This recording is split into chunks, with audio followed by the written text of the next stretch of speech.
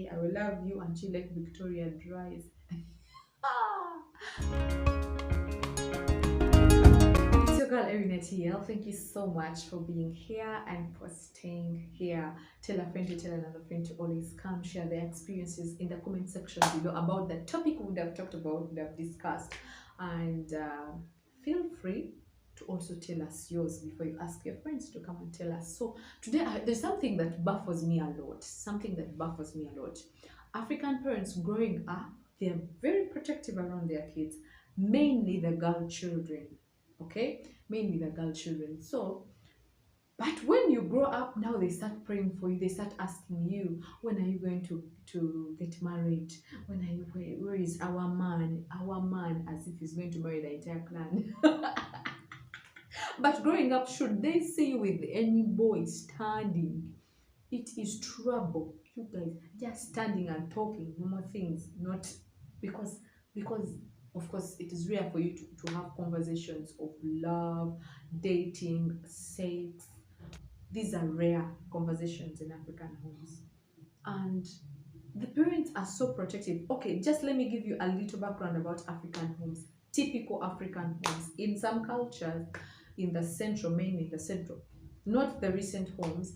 So before, you would not even get to know that your father sleeps with your mother in the same bedroom. Leave alone sleeping in the same bed, but in the same bedroom. They sleep separate ways. So I wonder how they used to make our siblings. Not my parents, definitely. I wonder how our great grandfathers used to make our our grandfathers. They used to sleep in separate rooms. I swear you would never get to know that grandpa ever crosses to grandma's room. Like never. But then how did they get our parents? I don't know. So like everything is so secretive. Anything to do with love, sex, dating, like it is treated like, no, it is strictly for old people. And when I say old people, it's like ages of our parents. They never tell you at what age it is. Like those conversations are rare in African homes. So but you know, as a person starts to grow, both boys and girls, as you start to grow and into adolescent stage, so you start finding out some things. You get uh now you get attracted to the boys or stuff like that, and the boys getting attracted to you. The boys are not so much protected like the girls. I think mainly because these parents want their girls to get married when they are virgins, because it's kind of honor to get married when you are virgin in Africa. So I think that's why a lot of protection is put around the girls. So all this time, some of them, the rich one, even go ahead to put uh, scaring posters like "Beware of dogs, don't enter here. Their dogs are," just to protect their girls. But a time comes when all they ask is, "When are you getting married? When are it's like, when are you literally leaving this compound?" You get,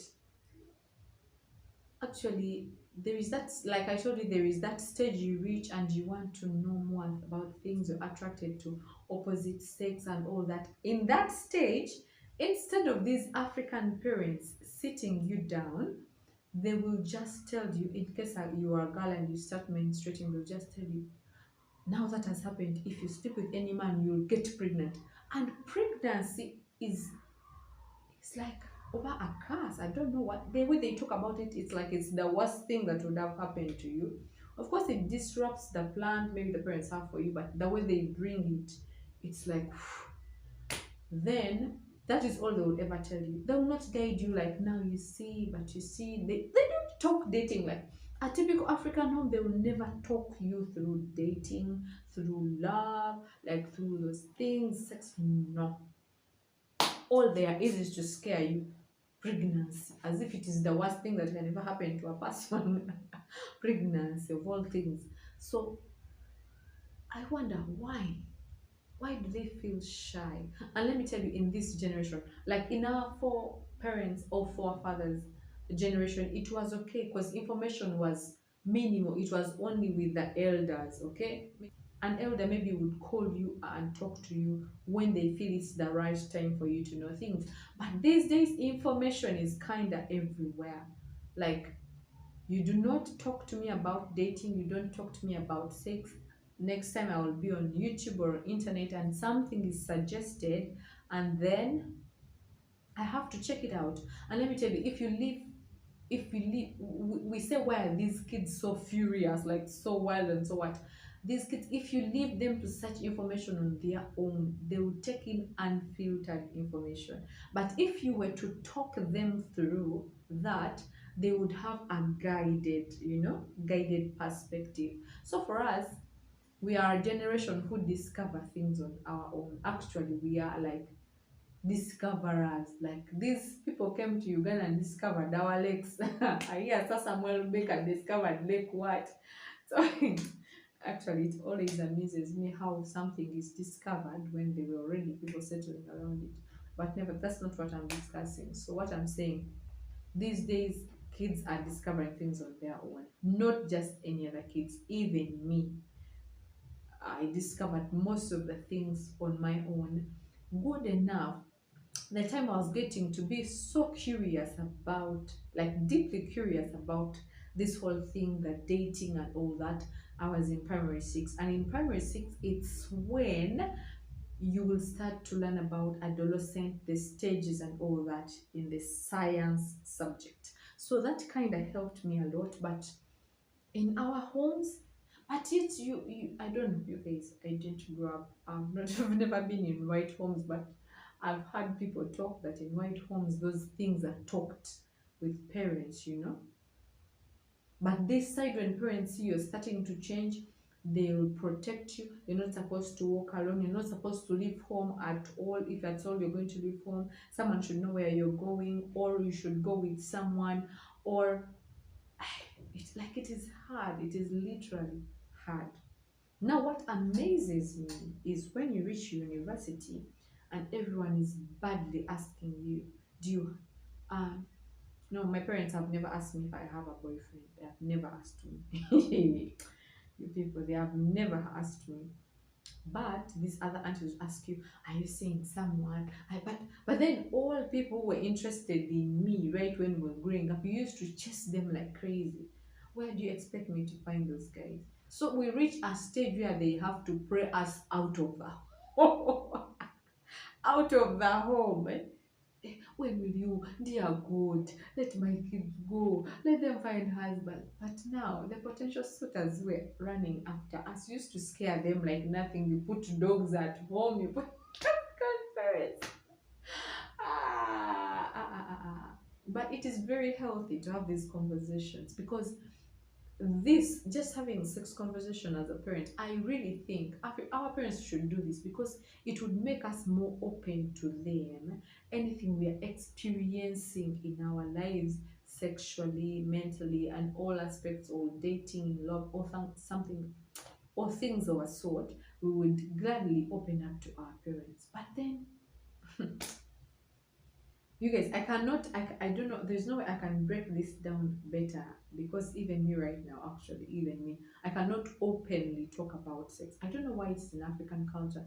You cannot openly talk about sex. That's why most cases when people bring topics that have sex in them, for love, I can discuss, but then sex is like, okay, it is so sacred, but also, banang.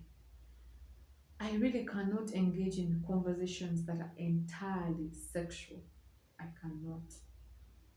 Even old as I am, because of my upbringing. So I wonder, how will it be with my children? Will I be that open that I'll be the first one to tell them about sex? I really doubt. And that is the thing I fear most.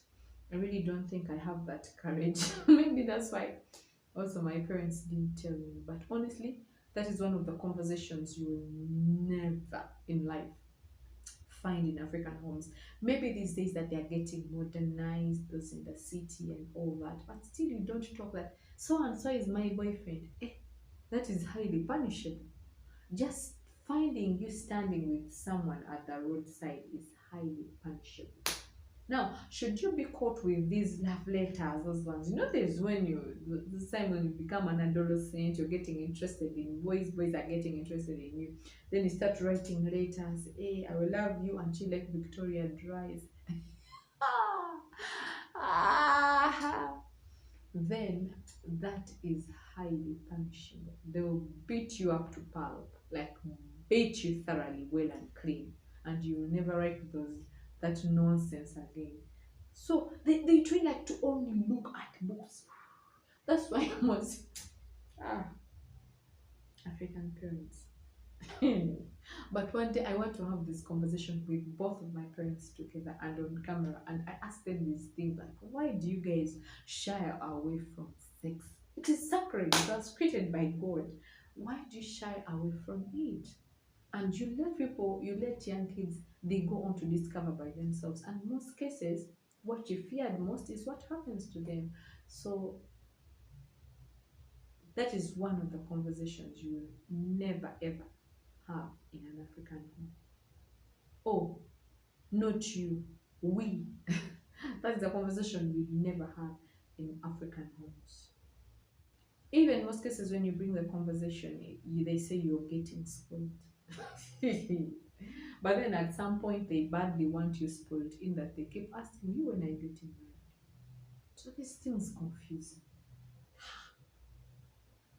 Anyway, let me go with my confusion. It's been your girl, Erina TL. Thank you so much for watching, and have a good morning. Every time is morning. Anytime that joy comes to you, remember it's morning. So if you hear me wishing you good morning all the time, yes, have a good morning. Good morning and